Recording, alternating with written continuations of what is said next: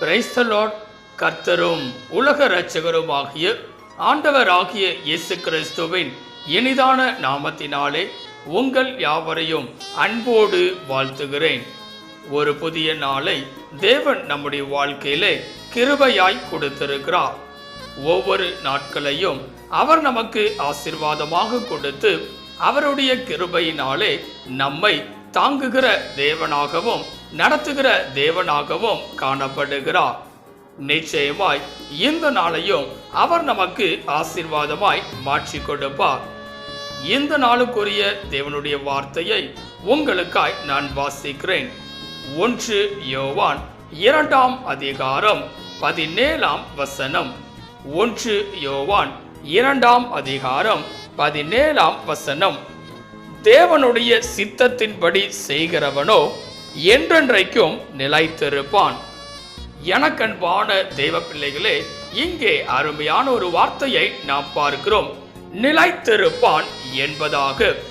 இந்த உலகத்தில் வாழ்கிற ஒவ்வொரு மனிதர்களும் தங்கள் வாழ்க்கையிலே நிலைத்திருக்க வேண்டும் என்று சொல்லி விரும்புகிறவர்களாய் காணப்படுவார்கள்.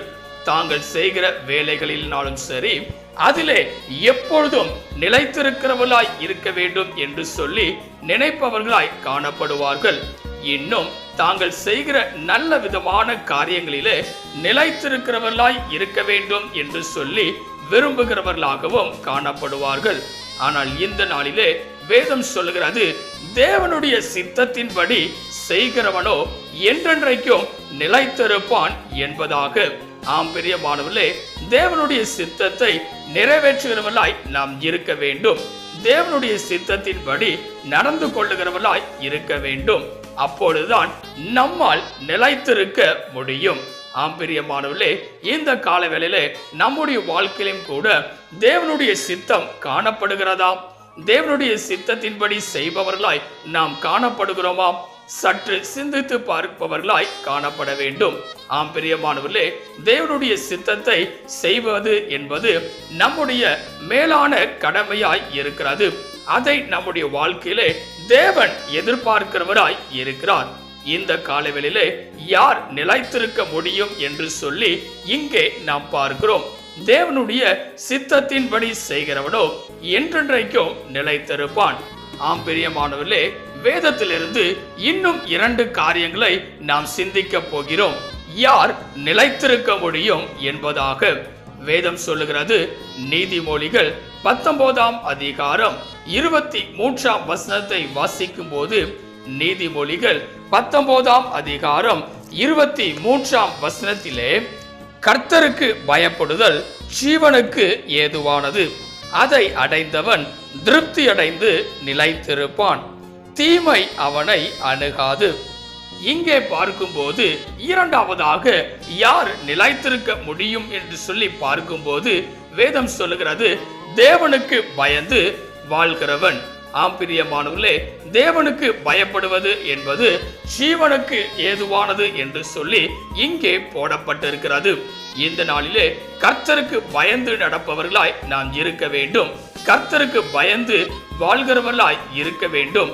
அவர்களே நிலைத்திருப்பார்கள் என்று சொல்லி நாம் இங்கே பார்க்கிறோம்.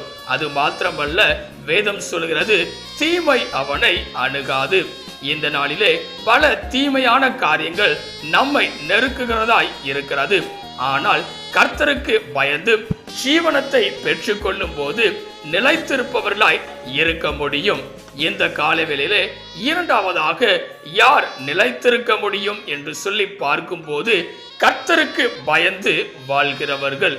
மூன்றாவதாக யார் நிலைத்திருக்க முடியும் என்று சொல்லி பார்க்கும்போது வேதம் சொல்லுகிறது, சங்கீதம் 37 அதிகாரம் 27 வசனத்தை வாசிக்கும் போது, சங்கீதம் 37 அதிகாரம் 27 வசனத்திலே, தீமையை விட்டு விலகி நன்மை செய், என்றென்றைக்கும் நிலைத்திருப்பாய்.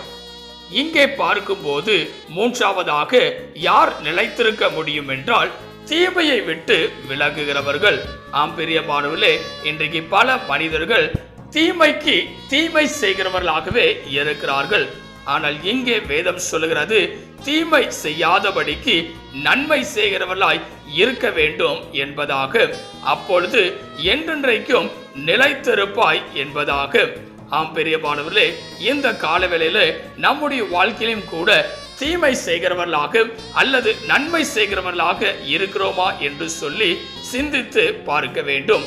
ஒருவேளை தீமை செய்கிறவர்களாய் நாம் இருப்போமே என்றால் கர்த்தருக்கு நேராக நம்முடைய வழிகளை திருப்புகிறவர்களாய் இருக்க வேண்டும். மனம் திரும்பி தேவனுடைய பாதைகளிலே நடப்பவர்களாய் இருக்க வேண்டும். நன்மை செய்கிறவர்களாய் காணப்பட வேண்டும். அப்பொழுது நம்முடைய வாழ்க்கையானது ஆசீர்வாதமாய் மாற்றப்படும். நாமும் நிலைத்திருக்கிறவர்களாய் காணப்பட முடியும். ஆம் பிரியமானவர்களே, இந்த நாளிலே தேவனுடைய சமூகத்தில் நம்மை அர்ப்பணிக்கும் போது தேவன் நிச்சயமாய் நம்மை நிலைத்திருக்க செய்கிற தேவனாய் காணப்படுவார். வேதம் சொல்லுகிறது, தேவனுடைய சித்தத்தின்படி செய்கிறவனோ என்றென்றைக்கும் நிலைத்திருப்பான். இந்த நாளிலே தேவனுடைய சித்தத்தின்படி செய்பவர்களாய் நாம் காணப்பட்டு அவருக்குள் நிலைத்திருக்கிறவர்களாய் இருக்க வேண்டும். இரண்டாவதாக நாம் செய்ய வேண்டிய காரியம் என்னவென்றால் கர்த்தருக்கு பயந்து நடப்பவர்களாய் இருக்க வேண்டும். அப்பொழுது நிலைத்திருக்க முடியும். மூன்றாவதாக தீமையை விட்டு விலகி நன்மை செய்கிறவர்களாய் இருக்க வேண்டும். இவைகள் எல்லாவற்றையும் நாம் செய்யும் போது நிச்சயமாய் நாமும் நிலைத்திருக்கிறவர்களாய் காணப்பட முடியும். தேவனுடைய கரத்திலே உங்களை அர்ப்பணிப்பீர்களா? செபிக்கலாம். கிருபையும் இரக்கமும் நிறைந்த எங்கள் அன்பின் பிதாவே, இந்த ஆசீர்வதிக்கப்பட்டதான நல்ல காலை வேளைக்காய் நன்றியோடு உம்மை துதிக்கிறோம், உம்மை ஸ்தோத்தரிக்கிறோம். நீர் கொடுத்த அற்புதமான உம்முடைய வார்த்தைக்காய் நன்றி செலுத்துகிறோம். யார் நிலைத்திருக்க முடியும் என்று சொல்லி இந்த நாளிலே நாங்கள் பார்த்திருக்கிறோம். இந்த கால வேளையிலே இதை கேட்டுக்கொண்டிருக்கிற, இதை பார்த்து கொண்டிருக்கிற ஒவ்வொரு பிள்ளைகளும் உம்முடைய சித்தத்தின்படி செய்பவர்களாக, உமக்கு பயந்து நடப்பவர்களாக, தீமையை விட்டு விலகி நன்மை செய்கிறவர்களாய் காணப்பட்டு உமக்குள் எப்பொழுதும் என்றென்றைக்கும் நிலைத்திருக்கிறவர்களாய் காணப்பட கிருபை தரும்படியாய் நாங்கள் ஜெபிக்கிறோம். நீரே பெரிய காரியங்களை செய்வீராக. நீர் மாத்திரம் மகிமைப்படுவீராக. இயேசுவின் நாமத்தில் ஜெபிக்கிறோம் எங்கள் ஜீவனுள்ள நல்ல பிதாவே, ஆமென். கர்த்தர் தாமே இந்த வார்த்தையின் மூலமாய் உங்களை ஆசீர்வதித்து தேவனுடைய சித்தத்தின்படி செய்கிறவர்களாய் காணப்பட்டு அவரில் நிலைத்திருக்கும் போது சம்பூர்ணமான பரிபூர்ணமான ஆசீர்வாதங்களை உங்களுடைய வாழ்க்கையில தருகிறவராய் அவர் காணப்படுவாராக. ஆமென். God bless you.